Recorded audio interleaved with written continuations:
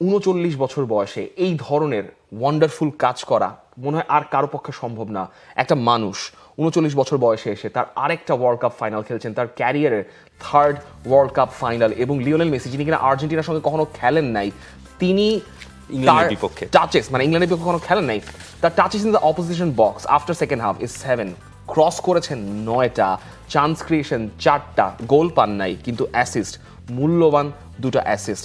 এবং এই লিওনেল মেসিকে চেঞ্জ করানোর জন্য বা আফটার 37 তাকে ইন্টারন্যাশনাল এই টুর্নিতে তার এই গোল স্কোরিং অ্যাবিলিটি এবং তার প্লে মেকিং অ্যাবিলিটির একদম চূড়ায় পৌঁছায় দেওয়ার জন্য 2টা মানুষের নাম নিতে হবে। একটা তো লিওনেল স্ক্যালোনি এবং আরেকটা ওয়াল্টার স্যামুয়েল। মানে ডেড বল সিচুয়েশনে বা যখন গেমটা স্লো হয়ে আছে, পজ হয়ে আছে, সেখানে লিওনেল মেসিকে কিভাবে ব্যবহার করতে হবে। Which is the world-class cable brand? Walton cables, নিরাপদ আগামী সংযোগ। কিভাবে তাকে কোন জায়গায় নিয়ে গেলে লিওনেল মেসি এই রকম উদযাপন করার একটা উপলক্ষ খুঁজে পাবেন, সেটা ওয়াল্টার স্যামুয়েল এবং লিওনেল স্ক্যালোনি মিলে খুঁজে পেয়েছেন। মানে যখন ক্রসগুলো আসছে, যখন আপনি লিওনেল মেসি থেকে ক্রসটা দেখলেন এবং মানে রদ্রিগো দি পল হেড করলেন, আপনার মনে হচ্ছে সেটাও হয়তো গোল হতে পারতো। আলেক্সিস ম্যাকালিস্টার যেটা হেড করলেন, সেটাও গোল হতে পারতো, কেম ব্যাক ফ্রম দ্য বার, যদিও এটা রদ্রিগো দি পল শট নিয়েছিলেন। মানে লিওনেল মেসি জানতেন যে এই ম্যাচে তার কি দরকার ছিল। প্রথমার্ধে মনে হচ্ছিল যে জেড স্পেন্স, এলিয়ট অ্যান্ডারসনরা ঠিক ভালোভাবেই কন্টেইন করছিলেন মেসির পেছনের স্পেসগুলোতে। মেসি যখনই বলটা পাচ্ছিলেন ঠিক তখনই তার পেছনে এসে তাকে পুশ করা হচ্ছে, তাকে ট্যাকেল করা হচ্ছে, যাতে মেসি ব্যালেন্সটা হারিয়ে ফেলেন, যাতে মেসি টার্ন করে কোনো একটা থ্রেট যেন ওপেন না করতে পারেন ওই ইংল্যান্ডের পেনাল্টি এরিয়া বা ওই দুই ফ্ল্যাঙ্কে।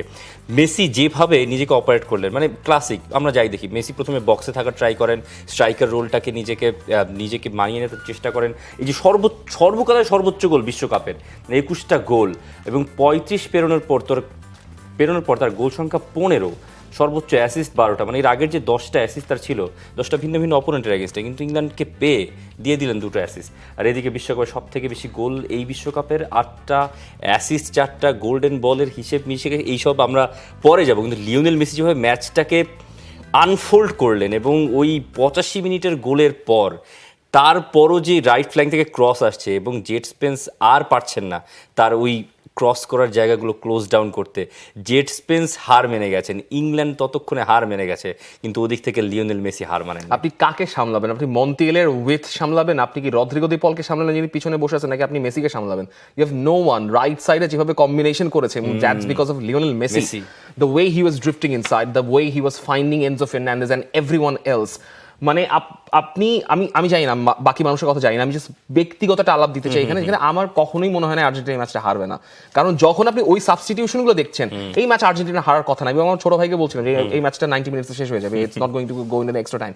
মানে এটা বাড়তি মনে হতে পারে because you have Lionel Messi. এবং আমার মনে হয় টমাস টুখেল এই জিনিসটাকে আন্ডার এস্টিমেট করেছেন যে দে হ্যাভ লিওনেল মেসি, এবং যে কারণে লিওনেল মেসি যে কায়দায় ম্যাচটা শেষ করেছেন, আই থিঙ্ক মানে গতকালকে সবাই একই টেম্পোতে খেলেছে। আমরা শুধু লিওনেল মেসিকে নিয়ে কথা বলছি because Lionel Messi is Lionel Messi, but Lionel মেসির টেম্পোতে এভরিওয়ান ওয়াজ ইন সিঙ্ক। ম্যাচের শুরু থেকে লিয়ান্দ্রো পারেদেস তাকে প্রোটেক্ট করেছেন, ম্যাচের শুরু থেকে আলেক্সিস ম্যাকালিস্টার এবং ইয়ারা মিলে তাকে প্রোটেক্ট করেছেন। জুলিয়ানো সিমিওনে যখনই স্পেস খালি হচ্ছিল, অফ সাইডে যে তিনি বসে থাকছিলেন যাতে অন দ্য ব্যাক পোস্টে কেউ রান নেয়। সো পুরো ম্যাচটা জুড়ে আপনি দেখবেন যে লিওনেল মেসিকে সাপ্লিমেন্ট করার জন্য, কমপ্লিমেন্ট করার জন্য পুরো ম্যাচটায় এই আর্জেন্টিনা খেলে গেছে। এবং এই আর্জেন্টিনা, লিওনেল মেসি আর একটা ফাইনাল খেলবেন লামিন ইয়ামালের সঙ্গে, যে ফিনালিসিমিটা আমাদের জন্য বাকি ছিল মার্চ মাসে, যেটা পোস্টপন হয়ে গেছিল, কিন্তু সেটা এবং মেসি নেচেছেন আর্জেন্টাইন ভক্তদের সঙ্গে, আর্জেন্টিনার প্লেয়ারদের সঙ্গে। যদিও এটা একটাই ম্যাচ, কিন্তু মুহূর্তগুলো ভীষণ স্পেশাল ছিল।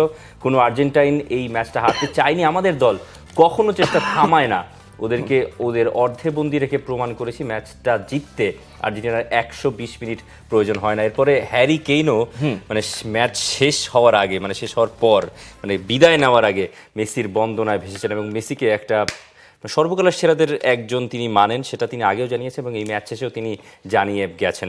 এবং মেসির সাথে হ্যারি কেইনের দেখাটাই প্রথমবার ছিল। হ্যারি কেইনও আসলে শেষ বিশ্বকাপ খেলবেন কিনা আমরা জানি না, বাট আমি এক্সপেক্ট করবো হ্যারি কেইন আরেকটা বিশ্বকাপ করবেন। বাট লিওনেল মেসিকে তিনি সর্বকালের সর্বসেরা মেনে নিয়েছেন, সেটাও আমরা একটু দেখতে চাই তিনি কি বলেছেন। সর্বকালের সর্বসেরা মানার ক্ষেত্রে তিনি বলছেন ম্যাচের বেশিরভাগ সময় ওকে ভালোভাবেই আটকে রেখেছিলেন ওরা, কিন্তু সব সময়ের মতো বিশ্বের সব থেকে ভয়ানক ফুটবলারদের একজনকে নিয়ে ওরা ওদের জন্য সুযোগ তৈরি করে ফেলেছে, এই জন্য মেসি বিশ্বের সর্বসেরাদের একজন। লিওনেল মেসি খেলবেন বিশ্বকাপ final. For more updates, subscribe to our YouTube channel and click on the bell icon. Follow us on Facebook and Instagram. Download T-Sports app to enjoy exciting games and highlights. Visit tsports.com.